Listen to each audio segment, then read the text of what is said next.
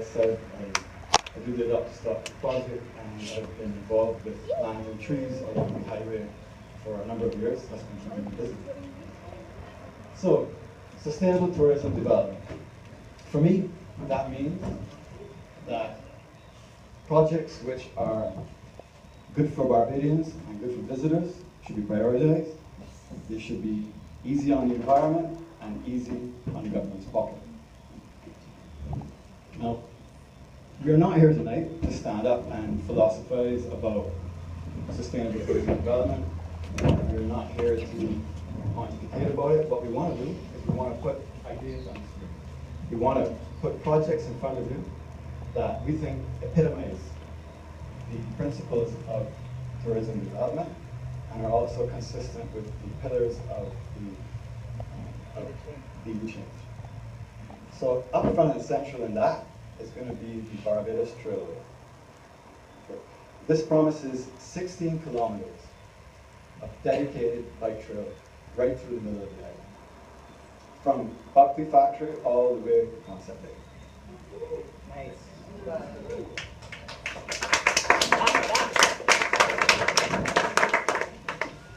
I'm so fired up about this project, okay?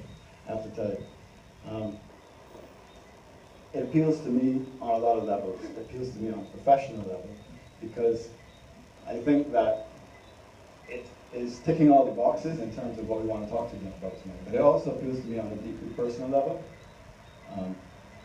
Some of you will know my dad was involved in a very bad accident about 10 years ago in my workshop. As a result, he lost all the hearing in one ear and about half in the other. And he's a triathlete and a marathon swimmer. He still swims, but biking is problematic. Okay? It does not have to be that way. But we all here tonight have a role to play in improving the situation because the roads in Barbados are just too dangerous. It doesn't have to be that way. What I'm suggesting, we're going to put ideas on the screen. We're approaching you in an open source way, free way. What we are asking in return from you is simply your feedback and your advocacy. Together, we can make a project like this happen. I'm going to hand over to Tara Innes Gibbs, my wife and collaborator on the project, to fill you in on some of the details.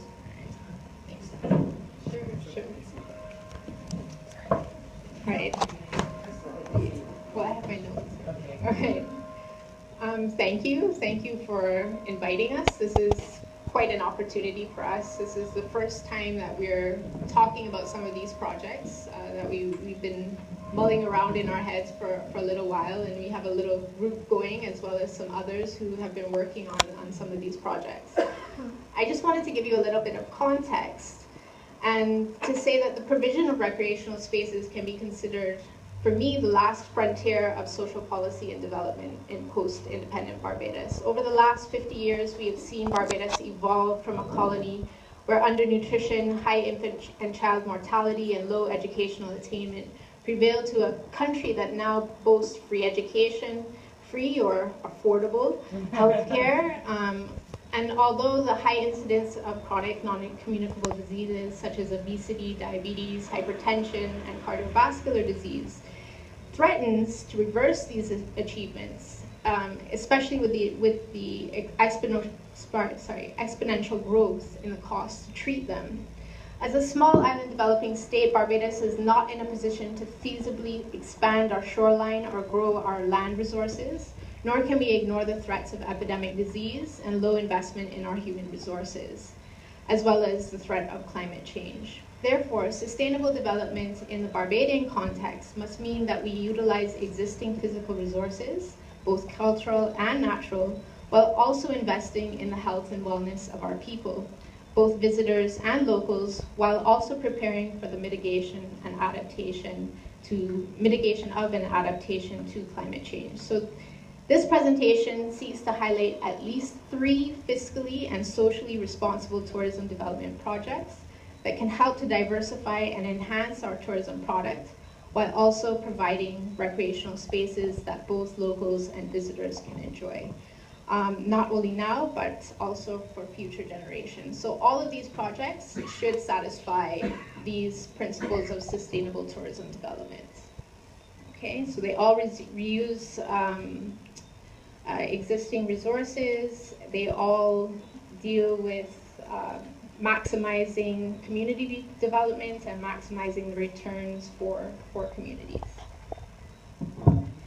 So we spoke about the trailway, but we didn't want to just give you one flagship idea. There's some other ideas that we could work on too, like the Newton Enslaved Burial Ground, which is a little known aspect of our heritage offering on the island.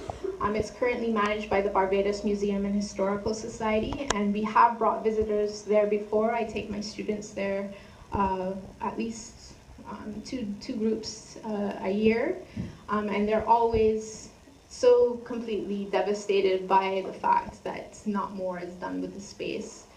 It is an open space. It is a place for quiet reflection. It is a place where we can interact with this part of our heritage, and yet we do not make the most of it, make it available and accessible for Barbadians and even visitors as well. So Kevin is going to talk a little bit about that. If we have time, we'll talk about these windows to the sea and how they can be achieved. It is difficult. It's political.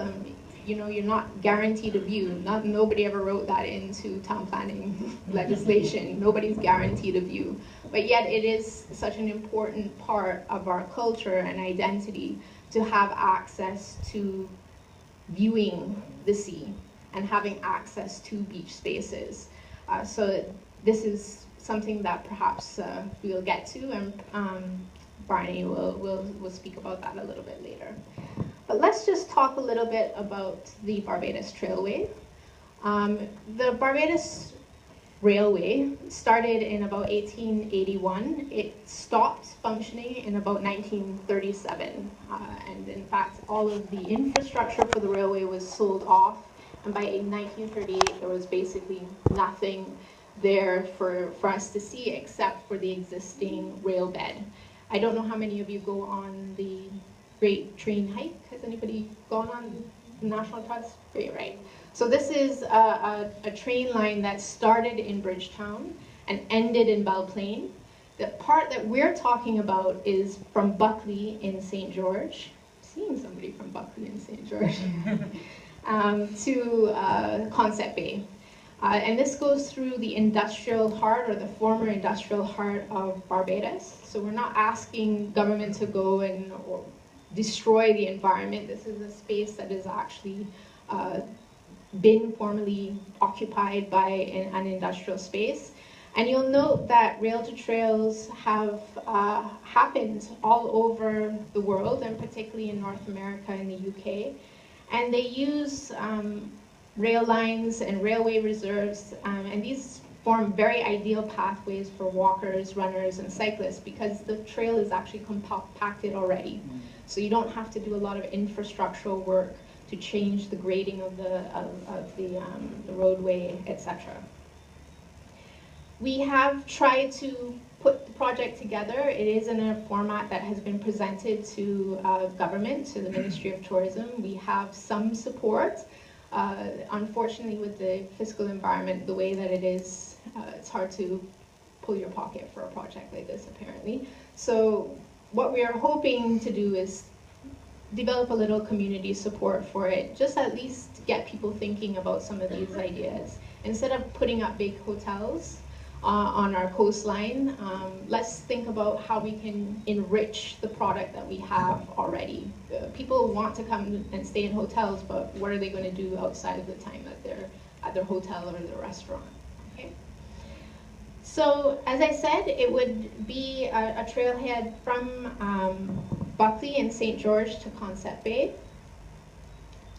It would also have access to water, shelter and rest stops, and some picnic areas, and also interpretive heritage signage. It is a very good opportunity to educate the public, educate the visiting population with a little bit of interpretive signage. What was the railway about?